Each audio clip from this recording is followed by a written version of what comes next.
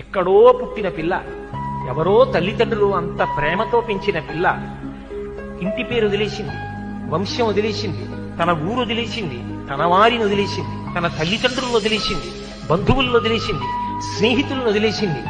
ముక్కు ముఖం తెలియని నా కొడుకు చిటికిన వేలు పట్టుకుని నా ఇంటికి వచ్చింది. తాను మరణ సదృశమైన వేదన పొంది ప్రసవాన్ని పొందింది. నేను తాతనయ్యానని తాను పొంగిపోతాను. నా వంశాన్ని నిలబెట్టింది. మా మామగారు బాగుండాలని కోరుకుంది, మా అత్తగారు బాగుండాలని కోరుకుంది. తాను నోము చేస్తే, వ్రతం చేస్తే నా భర్త దీర్ఘాయుష్మంతుడు కావాలని అడిగింది. నిద్ర లేచి మంగళసూత్రం కళ్ళకద్దుకుంటే మా ఆయన బాగుండాలని కోరుకుంది. నా కొరకు ఆమె ఏం అడగల. తన అత్తవారి కొరకు, పుట్టింటి కొరకు. ఆ పిచ్చి తల్లి ఎక్కడో పుట్టిన పిల్ల నా ఇంటికొచ్చి ఇన్ని చేసిందే, ఆ పిల్లకి నాకెక్కువ, నా కొడుకు ఎక్కువ అంటే ఆ పిల్లే నాకెక్కువ.